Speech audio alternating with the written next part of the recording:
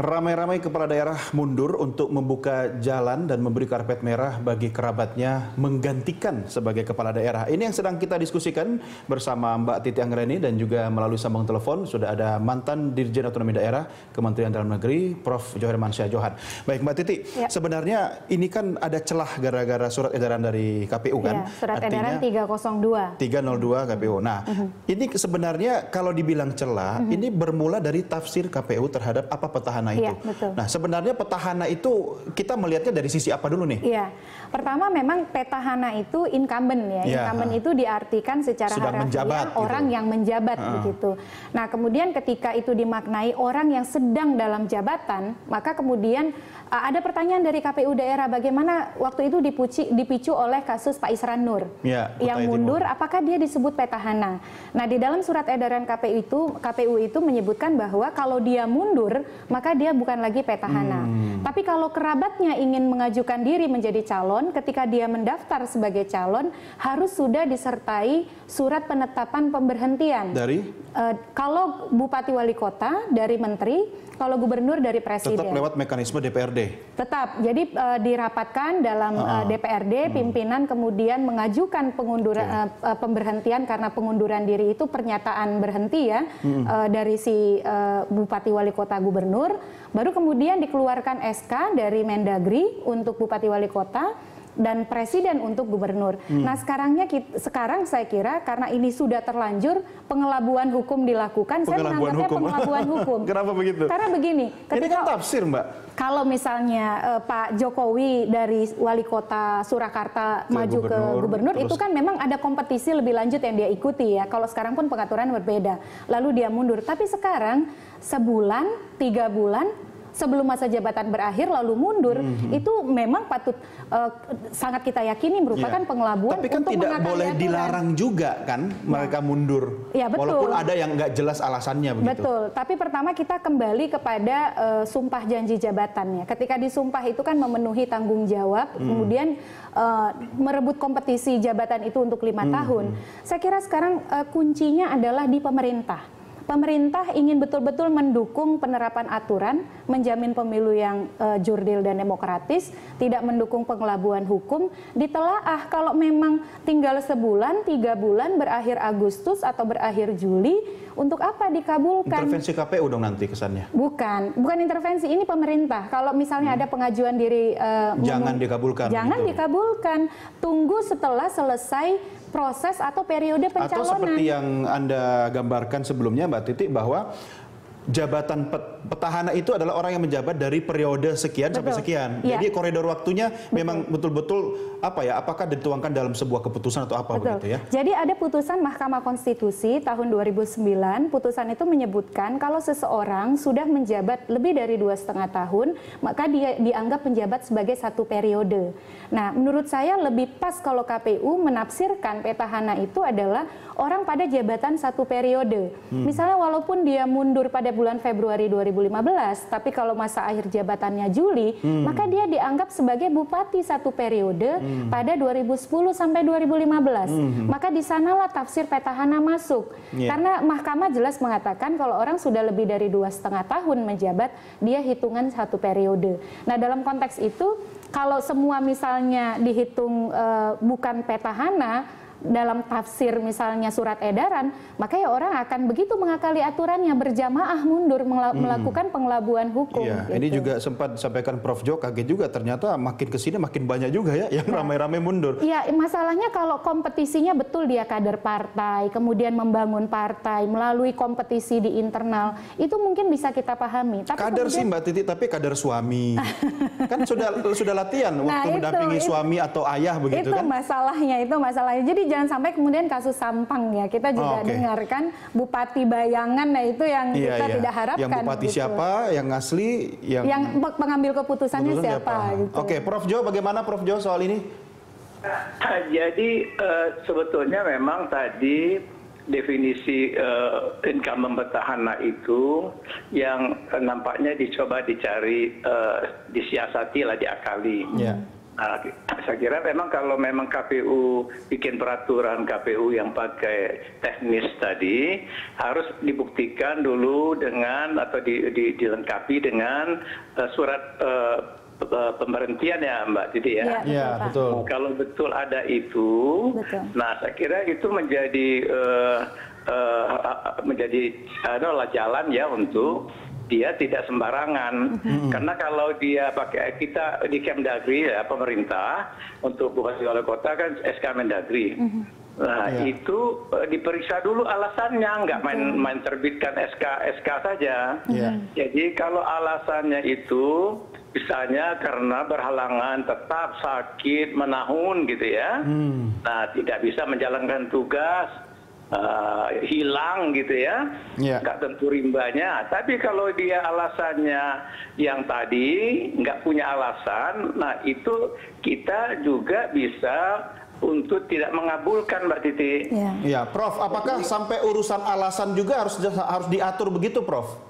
Ya kan begini kan kalau dia seperti kita ujian, kenapa nggak masuk, sakit Pak, ya kan? Nah ini kan apalagi mau berhenti yang dulu dia dipilih oleh rakyat dan kontraknya itu kan 5 tahun, tahu-tahu 2 bulan 3 bulan mau habis, dan itu ada kaitannya yang tadi diyakini, sangat diyakini untuk memberi jalan kepada istrinya karena mensiasati undang-undang, mengakali undang-undang, maka kita harus strict juga. Jadi kalau misalnya begini Prof, pada saat pejabat itu dilantik kemudian dianggap menduduki jabatannya dalam satu periode, misalnya dari tanggal 1 Juli 2000 sekian sampai selesai 30 Juni 2000 sekian begitu. Tapi itu tetap ada klausul di dalam aturan perundang-undangan dalam pemilihan kepala daerah ini bahwa orang berhak untuk mengundurkan diri. Ya, jadi itu ada hak orang mundur loh, Mas Doni. Iya. Jadi artinya nggak bisa juga kita pagar begitu, karena orang boleh memang mundur. Ya boleh kan? mundur, tapi kalau diatur misalnya alasannya memungkinkan ya Prof ya?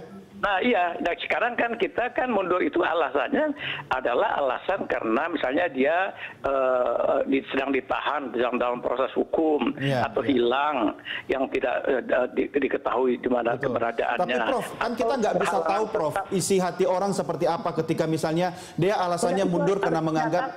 Nggak bisa, kita kan panggil dia, hei kamu mundur kenapa? Ya kan? Iya. Mana dia ngaku Prof mau buka jalan buat istrinya? Ya kalau enggak, dia nggak ada alasannya apa? Coba alasannya. Dia bilang, mundur ya untuk mundur aja. Ya nggak bisa, kami tolak pengunduran diri Anda. Gitu aja. Iya.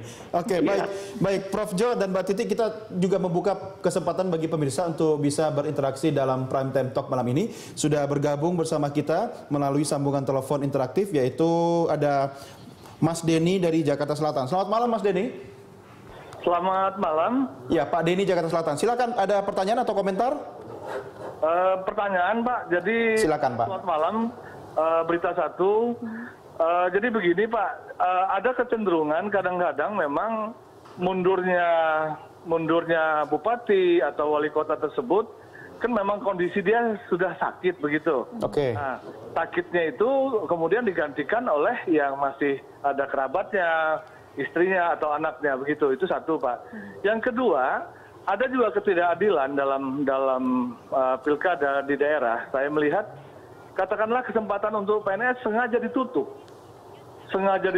tidak diberi kesempatan, sehingga untuk mereka yang PNS, terus terang saja ya, saya menilai PNS mungkin lebih bagus dibandingkan yang umur 27 tahun tadi Pak. Gitu. Ya, itu cuma contoh aja Pak Denny, ada 27 tahun. Iya. Saya mendengar ada 27 tahun. Saya betul. 27 tahun untuk memimpin suatu pemerintahan Pak, rasanya impossible begitu, agak impossible. Jadi saya berpikir lebih bagus PNS diberi kesempatan untuk tidak mundur dari PNS-nya, bisa menjadi atau mencalonkan diri begitu. Jadi ada 2 pertanyaan Pak. Terima kasih Pak. Baik, terima kasih Pak Denny dari Jakarta Selatan, dan pemirsa Anda silakan memberikan pertanyaan atau komentar melalui nomor telepon interaktif kami di layar televisi Anda sekarang telah tertayang, atau Anda bisa kirimkan SMS atau mention kami via akun Twitter di @berita1tv. Mbak Titi, komentar Anda.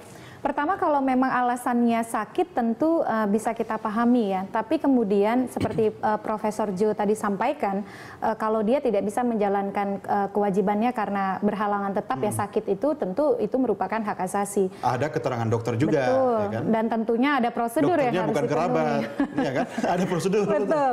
Nah, tapi yang jadi soal adalah kalaupun sakit, mengapa sekarang sebelum sebulan? Prosedur kan sudah lama begitu ya. Itu juga sakit jadi pun bisa disetting ya. Betul. Nah, itu yang saya kira sekarang kalau kemudian kepala daerah yang sedang dalam masa jabatan sedemikian rupa mengakali aturan, kita bisa bayangkan bagaimana pemerintahan daerah akan dibangun. Jadi kalau orang ingin memuluskan kerabatnya sedemikian rupa, kita bisa bayangkan pelayanan publik apa yang akan dia berikan. Karena kalau memang kerabat itu memiliki kemampuan, kapasitas, menunggu 5 tahun itu tidak lama.